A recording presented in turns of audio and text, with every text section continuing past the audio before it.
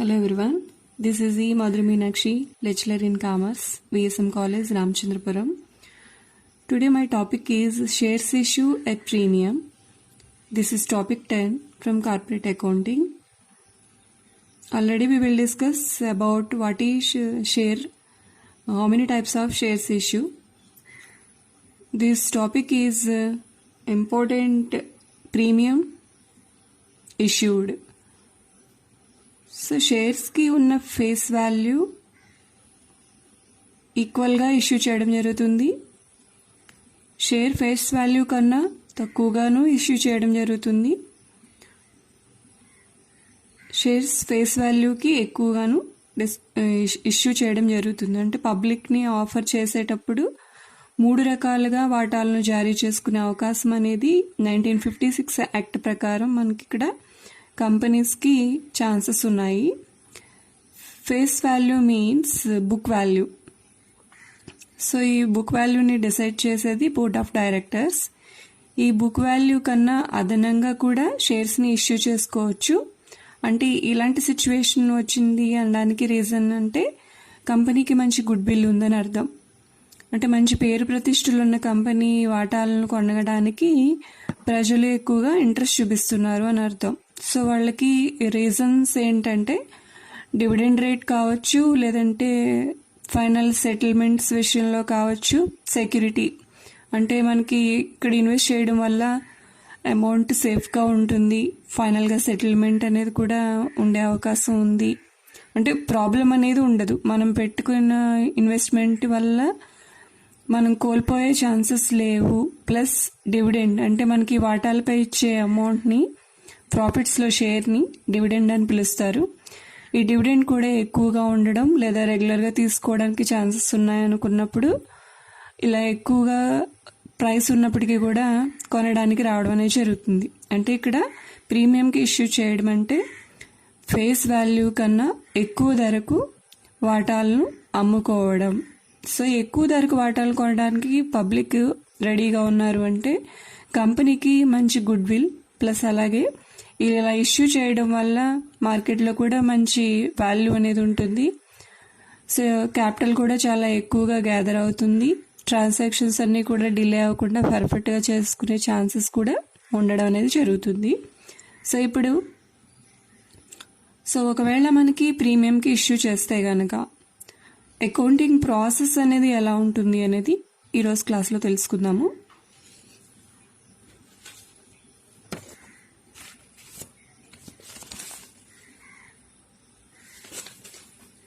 Okay, shares issue at ప్రీమియంకు వాటాలు జారీ. Lakshmi company limited offer 25,000 equity shares. Offer అంటే పబ్లిక్కే offer చేస్తుంది కంపెనీ. ఏమంటే 25,000 షేర్స్ ఇష్యూ చేయాలనుకుంటున్నాము అని చెప్పడం. 10 రూపీస్ ఈచ్, ఒక్కొక్క వాటా విలువ 10 రూపాయలు. సో దీన్నే మనం ఫేస్ వాల్యూ అని పిలుస్తాము. షేర్స్ 25,000 షేర్స్ ఆఫర్ చేస్తున్నారు. ఒక్కొక్క దాని విలువ 10 rupees, that means face value. At premium of 2 rupees అంటే 2 రూపాయలు ఎక్స్ట్రా ప్రైస్ అనమాట. అంటే యాక్చువల్ ఫేస్ వాల్యూ వచ్చి 10 rupees, extra 2 rupees, total 12 rupees each share మీద కలెక్ట్ చేస్తున్నారు అని అర్థం. అంటే ఫేస్ వాల్యూ కన్నా అదనంగా 2 రూపాయలు పబ్లిక్ నుంచి కలెక్ట్ చేయబోతున్నారు. అంటే దీన్ని అంటే ఫేస్ వాల్యూ కన్నా ఎక్కువగా ఇష్యూ చేస్తున్నారు కాబట్టి ప్రీమియంకి ఇష్యూ చేయడం అని చెప్పడం జరుగుతుంది. ఈ 12 రూపీస్ అమౌంట్ని ఏ విధంగా కలెక్ట్ చేస్తున్నారు? 2 rupees on application, 6 rupees on allotment, 2 rupees on first call and 2 rupees final call. దరఖాస్తుపై 2 రూపాయలు, కేటాయింపుపై 6 రూపాయలు, మొదటి పిలుపుపై 2 రూపాయలు, చివరి పిలుపుగా 2 రూపాయలు. సో ఈ టోటల్ 12 రూపీస్ ఒకసారే కలెక్ట్ చేయకుండా టర్మ్స్ కింద కలెక్ట్ చేస్తారని చెప్పుకున్నాం కదా. ఆ విధంగా ఇక్కడ 4 కేటగిరీస్ కింద కాల్ చేయడం జరుగుతుంది. ఇక్కడ మనం ఈ విధంగా చూసుకున్నా కూడా 12 రూపీస్ అనేది ఉందా లేదా చూసుకోవచ్చు. 2 + 6 8, 8 + 2 10, 10 + 2 12. సో టోటల్ 12 రూపీస్ కలెక్ట్ చేస్తున్నారు. ఇక్కడ ఈ 2 రూపీస్ ప్రీమియం అనేది ఏ సందర్భంలో కలెక్ట్ చేశారు అనే క్లారిటీ ఇన్ఫర్మేషన్ మనకి ప్రాబ్లంలో ఉండొచ్చు, ఉండకపోవచ్చు. విత్ అప్లికేషన్ అనొచ్చు, విత్ అలాట్మెంట్ అనొచ్చు. సో మనకి ఇక్కడ ఏమీ చెప్పకుండా ఎక్కడ ఎప్పుడు ఎంత అమౌంట్ కలెక్ట్ చేస్తున్నారు మాత్రమే చెప్పారు. కాబట్టి మనం మ్యాక్సిమం ఈ 2 రూపీస్ ప్రీమియం అనేది అలాట్మెంట్ మనీతోనే మనం నోట్ చేసుకోవాలి. అంటే యాక్చువల్ అలాట్మెంట్ వచ్చి 4 rupees, premium 2 rupees, total 6 rupees collect చేస్తున్నారు. ఓకే, అంటే actual allotment 4 rupees including premium 2 rupees, total 6 rupees. So మనకి వివరంగా దరఖాస్తు సొమ్ముతో ప్రీమియం కలెక్ట్ చేశారని చెప్పొచ్చు, అలాట్మెంట్తో ప్రీమియం కలెక్ట్ చేశారని చెప్పొచ్చు, లేదా మనకి ఏం చెప్పలేదు కాబట్టి మనం 99% అలాట్మెంట్ మనీతోనే మనం ఈ ప్రీమియంని ఇంక్లూడ్ చేసుకుని జర్నల్ ఎంట్రీస్లో రికార్డ్ చేయవలసి ఉంటుంది. Next, all the shares were subscribed and amount totally received. 25,000 shares issue చేయాలనుకున్నారు. ఓకే, ఆ 25,000 షేర్స్కి పబ్లిక్ నుంచి డిమాండ్ ఉందా? Okay, all the shares were subscribed అంటే అన్ని వాటాలు చందా అయినవి, అంటే మొత్తం అన్ని వాటాలు కొనడానికి ప్రజలు సిద్ధంగా ఉన్నారు అని అర్థం. అండ్ అమౌంట్ టోటల్లీ రిసీవ్డ్, కొనడానికి సిద్ధంగా ఉన్న తర్వాత ఈ అమౌంట్ ఎక్కడ కూడా ఎటువంటి ప్రాబ్లమ్స్ లేకుండా, పెండింగ్ లేకుండా మొత్తం అంతా పే చేశారు అని అర్థం. Pass necessary general entries in the books of company and prepare necessary accounts and balance sheet. మనం ఈ ఇన్ఫర్మేషన్ని బేస్ చేసుకుని ఏం చేయాలంటే వీటికి సంబంధించిన జర్నల్ ఎంట్రీస్ రాయాలి. తర్వాత వీటిని బేస్ చేసుకుని మనం లెజర్ అకౌంట్స్ ప్రిపేర్ చేయాలి. Ledger accounts closing balances base చేసుకుని మనం ఫైనల్గా బ్యాలెన్స్ షీట్ ప్రిపేర్ చేయడం జరుగుతుంది. ముందుగా చిట్టాపద్దులు రాయడానికి ఇక్కడ మనకి ఏం జరిగింది, షేర్స్ ఇష్యూ చేస్తున్నారు, అమౌంట్ దరఖాస్తుపై, కేటాయింపుపై, కాల్స్పై కలెక్ట్ చేశారు. వీటికి సంబంధించిన చిట్టాపద్దులు రాయడం అనేది జరుగుతుంది. తర్వాత మనకి ప్రిపేర్ నెసరీ అకౌంట్స్, ఆ జర్నల్ ఎంట్రీస్లో ఉన్న ఆస్పెక్ట్స్ ఇన్ఫర్మేషన్ బేస్ చేసుకుని మనకు అవసరమైన లెజర్ అకౌంట్స్ ప్రిపేర్ చేసుకోవడం జరుగుతుంది.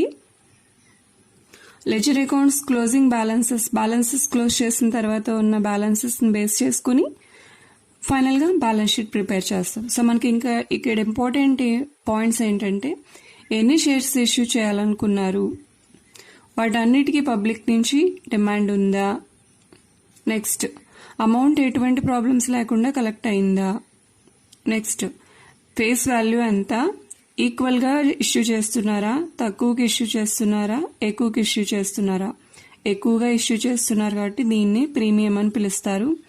రావాల్సిన దానికన్నా అదనంగా 2 రూపాయలు వస్తుంది కాబట్టి కంపెనీకి అది లాభం. సో నామినల్ అకౌంట్ రూల్ ప్రకారం debit all expenses and losses, credit all incomes and gains. So ఈ 2 రూపీస్ అనేది ఎక్స్ట్రాగా వస్తుంది కాబట్టి గెయిన్. సో దీన్ని మనం నామినల్ అకౌంట్ రూల్ ప్రకారం చిట్టాపద్దుల్లో క్రెడిట్ చేయడం అనేది జరుగుతుంది. అంటే లాభాలు, ఆదాయాలు క్రెడిట్ చేయాలి. సో ఆ రూల్ ప్రకారం ఈ ఒక్క పాయింట్ని మనం యాడ్ చేసుకుంటాం. రిమైనింగ్ ప్రాసెస్ అంతా కూడా మనం ఇప్పటివరకు నేర్చుకున్నది. సో ఇప్పుడు వీటికి సంబంధించిన జర్నల్ ఎంట్రీస్ ఎలా ఉంటాయనేది చూద్దాం.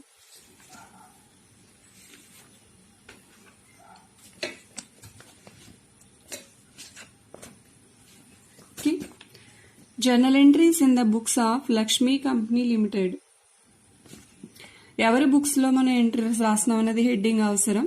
సో మనం నోట్ చేసుకున్నాం. ఏం చేస్తున్నాం అనేది కూడా ఉండాలి. సో జర్నల్ ఎంట్రీస్ రాస్తున్నాం. Okay, date, particulars, LF, debit, credit, journal, rule, 5 columns. First entry application money receive చేసుకున్నందుకు నోట్ చేసుకుంటాం. Bank account debtor to equity share application account.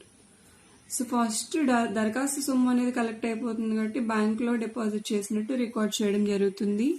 25,000 shares into each 2 rupees. ఒక్కొక్క వాటా మీద 2 రూపాయల దరఖాస్తు సొమ్ము వసూలైందంటే 50,000 రూపాయల అమౌంట్ అనేది వచ్చింది. నెక్స్ట్ ఈ షేర్ అప్లికేషన్ అమౌంట్ని క్యాపిటల్కి ట్రాన్స్ఫర్ చేసుకుంటాం. Equity share application account debtor to equity share capital account. Application అమౌంట్ని డెబిట్ చేశాము. క్యాపిటల్ అంటే లయబిలిటీ కాబట్టి ఎప్పుడు క్రెడిటే అవుతుంది.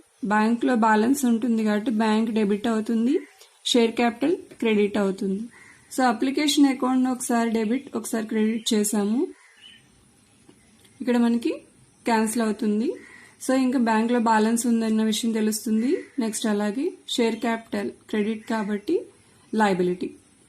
నెక్స్ట్ మనం జాగ్రత్తగా గమనించుకోవాల్సింది third entry, equity share allotment account ఇటార్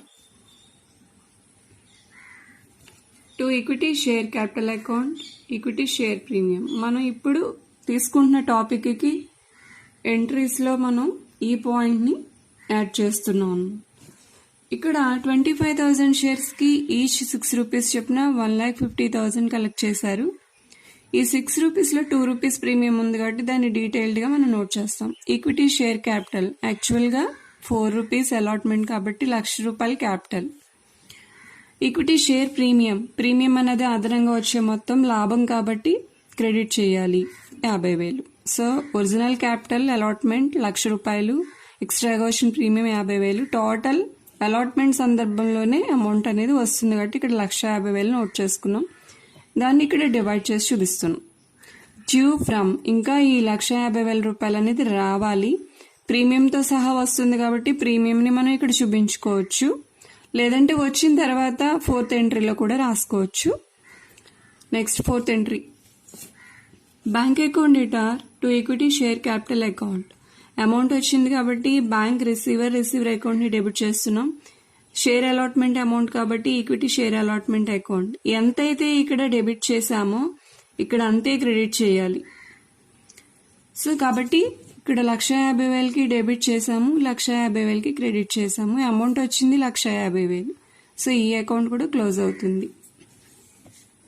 next as usual share first call account debtor to equity share capital account.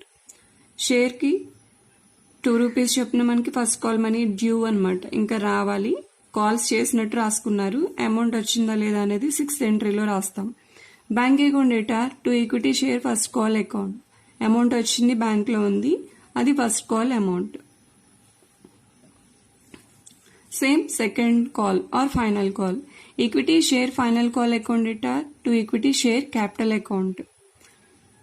Next amount వచ్చినట్టు నోట్ చేసుకుంటాం. Bank account debtor to equity share final call account 50,000 debit 50,000 credit. So ఈ విధంగా ప్రతిదీ కూడా మనకి రావాలి అన్నట్టుగా ముందు నోట్ చేసుకోవడం జరుగుతుంది, తర్వాత వచ్చినట్టు నోట్ చేసుకోవడం జరుగుతుంది. సో ఈ విధంగా application account, allotment account, first call, final call accounts అనేవి ఒకసారి డెబిట్ ఒకసారి క్రెడిట్ అవుతూ క్లోజ్ అవ్వడం జరుగుతుంది. ఇంకా మనకి రిమైనింగ్ ఏంటంటే బ్యాంక్ అకౌంట్. ఈ అమౌంట్స్ అన్నీ కూడా బ్యాంక్లో ఉంటున్నాయి కాబట్టి బ్యాంక్ అకౌంట్ బ్యాలెన్స్ చూపిస్తుంది. ఈ అమౌంట్ అంతా కూడా షేర్ క్యాపిటల్ పర్పస్ మీద వచ్చింది కాబట్టి ఎవ్రీ జర్నల్ ఎంట్రీలో మనకి షేర్ క్యాపిటల్ బ్యాలెన్స్ కూడా చూపిస్తుంది. మనం ఇక్కడ ఎక్స్ట్రాగా నేర్చుకున్నది ఏంటంటే థర్డ్ ఎంట్రీని జాగ్రత్తగా గమనించుకోవాలి. అలాట్మెంట్ మనీ 1,50,000 అయినప్పటికీ కూడా దాంట్లో ₹1,00,000 మాత్రమే క్యాపిటల్, ఎక్స్ట్రాగా 50,000 వస్తుంది కాబట్టి మనం ఈ మూడో చిట్టా పద్ధతిలో ఈ ప్రీమియం అనే పాయింట్ని నోట్ చేసుకుంటాం. ప్రీమియం లాభం కాబట్టి లాభాన్ని క్రెడిట్ చేయడం జరిగింది. సో ఇప్పుడు వీటికి అకౌంట్స్ ప్రిపేర్ చేయడం అనేది చూద్దాము.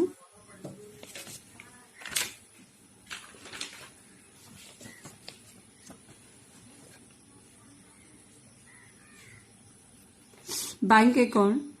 Bank account means personal account. Debit the receiver, credit the giver. మనం వచ్చిన అమౌంట్ అంతా కూడా బ్యాంక్లో డిపాజిట్ చేయడం తప్ప కంపెనీకి సంబంధించిన ట్రాన్సాక్షన్స్ ఏమైనా జరిగినట్టు కానీ విత్డ్రా చేసినట్టు కానీ మనం ఎక్కడ కూడా ఈ 8 ఎంట్రీస్లోని పోస్ట్ చేయడం జరగలేదు. సో ఈ 8 ఎంట్రీస్ బేస్ చేసుకుని మనం ఈ అకౌంట్స్ ప్రిపేర్ చేయడం జరుగుతుంది. యాక్చువల్గా లెడ్జర్ పోస్టింగ్ ప్రాసెస్ వచ్చి మనం ఏ అకౌంట్ అయితే వేస్తున్నామో అది డెబిట్ అయిందా క్రెడిట్ అయిందా అని చూసుకుంటూ ఉంటాము. కానీ ఇక్కడ bank account every time debit చేస్తూ వచ్చాము. యాక్చువల్గా విత్డ్రాయింగ్స్ డిపాజిట్స్ ఉంటాయి కానీ మన 8 ఎంట్రీస్లో బ్యాంక్లో డిపాజిట్ తప్ప విత్డ్రాయింగ్స్ అనేవి లేవు. సో కాబట్టి debit the receiver, credit the giver. మనం బ్యాంక్ నుంచి ఏం తీసుకురాలేదు కాబట్టి మనకి అమౌంట్ అనేది విత్డ్రాయింగ్స్ ఉండవు, అన్నీ కూడా total amount debit side postings ఉంటాయి. Equity share application amount 50,000, equity share allotment 1,50,000. ఇక్కడే ప్రీమియం ఇన్క్లూడ్ అయిపోయింది.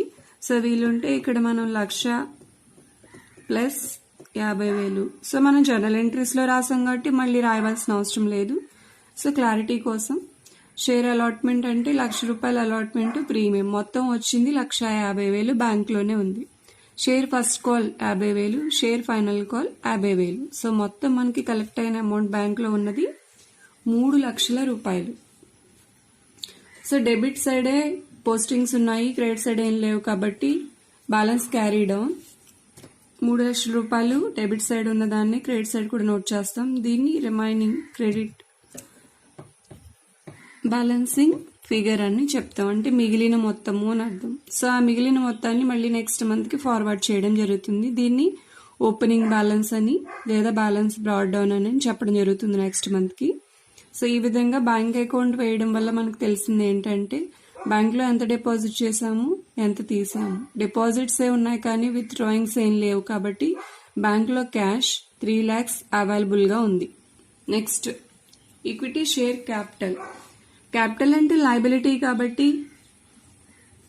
లయబిలిటీస్ ఎప్పుడు కూడా క్రెడిట్ అవుతూ ఉంటాయి కాబట్టి క్రెడిట్ సైడే మనకి పోస్టింగ్స్ అనేవి ఉంటాయి.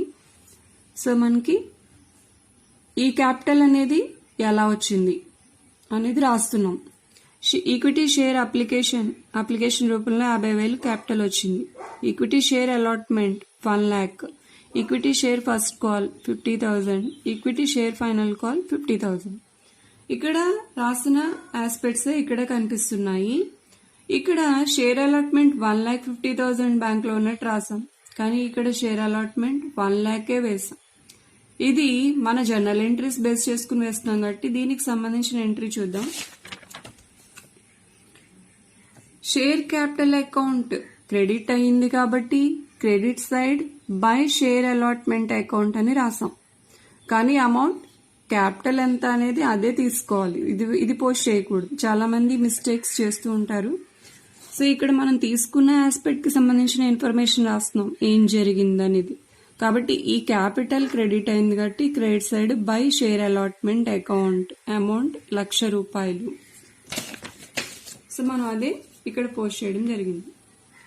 By equity share first call ₹50,000 amount capital వచ్చింది.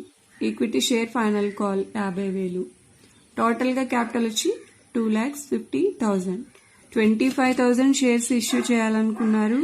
25,000 షేర్స్కి ఈచ్ ₹10 చొప్పున వాళ్ళకి కావాల్సిన క్యాపిటల్ ఒరిజినల్ క్యాపిటల్ 2,50,000. సో మనకి క్యాపిటల్ అకౌంట్ చూసుకుంటే 2,50,000 బ్యాలెన్స్ చూపిస్తుంది. క్యాపిటల్ అంటే లయబిలిటీ. బ్యాంక్ బ్యాలెన్స్ చూసుకుంటే 3 lakhs కనిపిస్తుంది. Bank balance means asset. అప్పు 2,50,000, ఆస్తి 3,00,000 కనిపిస్తుంది. సో ఇక్కడ మనకి బ్యాలెన్స్ షీట్ రూల్ ఏంటంటే all liabilities equal to all assets. So ఈ వేరియేషన్ అనేది ఎందుకు వచ్చింది? మనకి కావాల్సిన క్యాపిటల్ 2,50,000 చూపిస్తుంటే బ్యాంక్ బ్యాలెన్స్ 3,00,000, 50,000 ఎక్కువగా డిపాజిట్ ఉన్నట్టు కనిపిస్తుంది. ఏంటి రీజన్ అంటే మనం ఇక్కడ తెలుసుకున్న ప్రీమియం. అదనంగా వచ్చిన ₹2 ప్రీమియంగా మనం చిట్టా పద్ధతిలో ఏ విధంగా అయితే రాసుకున్నామో అదే విధంగా ఈ బ్యాంక్ బ్యాలెన్స్ 3,00,000 అంటే 50,000 ఎందుకు ఎక్కువగా చూపిస్తుంది అనే దానికోసం మనం షేర్ ప్రీమియం అకౌంట్ అనేది కూడా మనం ప్రిపేర్ చేయడం జరుగుతుంది.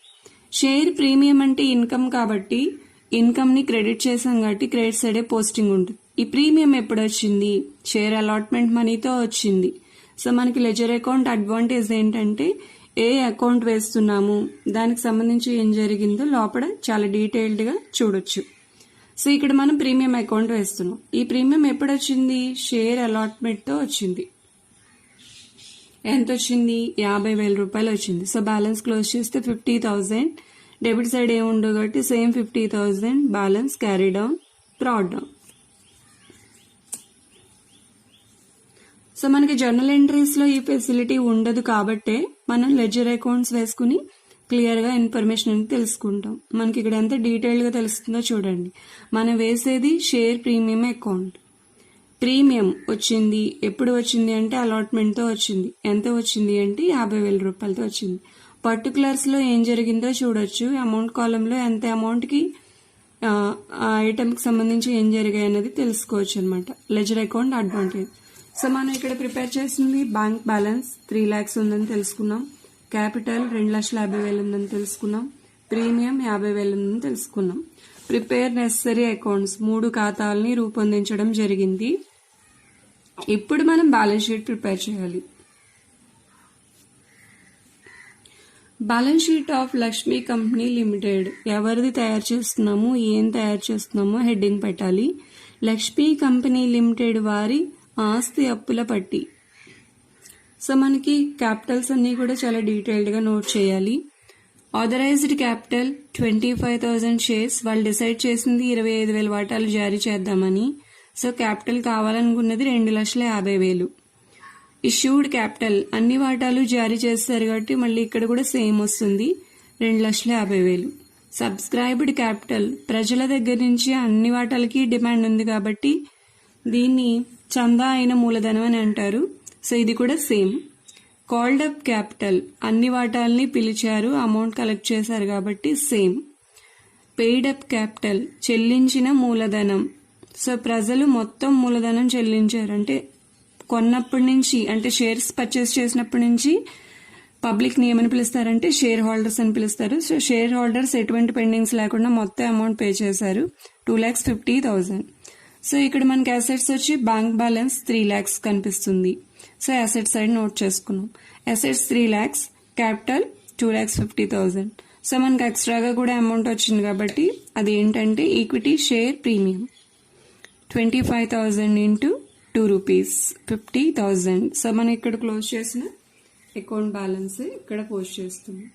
అంటే ప్రీమియం కూడా అప్పుతో సమానం, క్యాపిటల్ అప్పుతో సమానం, ప్రీమియం కూడా అప్పుతో సమానం. సో 3 లక్షలు అప్పులు, 3 లక్షలు ఆస్తులు. సో టోటల్ బ్యాలెన్స్ షీట్ అప్పులు మొత్తానికి ఆస్తులు మొత్తం అనేది సరిపోవడం జరిగింది. సో ఈ విధంగా 8 చిట్టా పద్దులు రాయడం. ప్రిపేర్ నెసరీ అకౌంట్స్ అన్నప్పుడు మనకి ఎవ్రీ ఇష్యూస్లో bank account, equity share capital account అనేది నెసరీ. సో మనం ఇక్కడ ఎక్స్ట్రాగా నేర్చుకున్న ప్రీమియం పాయింట్ ఇన్కమ్ కాబట్టి క్రెడిట్ చేశాము, దానికి ప్రత్యేకంగా అకౌంట్ వేయడం జరిగింది. సో ఈ విధంగా మనం ప్రీమియం అంటే ఇన్కమ్ కాబట్టి అదనంగా వస్తున్న మొత్తం కాబట్టి ఆ ప్రీమియంని చిట్టాపద్దులో క్రెడిట్ చేయాలి. సో దానికి మళ్ళీ ప్రత్యేకంగా అకౌంట్ వేసి బ్యాలెన్స్ షీట్లో కూడా చూపించాలి. సో ఈ పాయింట్ తప్ప రిమైనింగ్ అంతా కూడా మనం ఎవ్రీ ఇష్యూస్లో ఫాలో అయ్యేదే వాళ్ళు. డిస్కౌంట్ అంటే లాస్ కాబట్టి డెబిట్ చేస్తాం. ఇప్పుడు చెప్పుకున్నది ప్రీమియం కాబట్టి, ప్రీమియం అంటే ఇన్కమ్ గెయిన్ కాబట్టి మనం క్రెడిట్ చేస్తాం. సో ఈ విధంగా ప్రీమియంకి ఇష్యూ చేయడం అంటే వాటా యొక్క అసలు విలువ కన్నా ఎక్కువ మొత్తానికి జారీ చేయడం. అసలు విలువ కన్నా ఎక్కువ మొత్తం అనేది కంపెనీకి వస్తుంది కాబట్టి లాభం.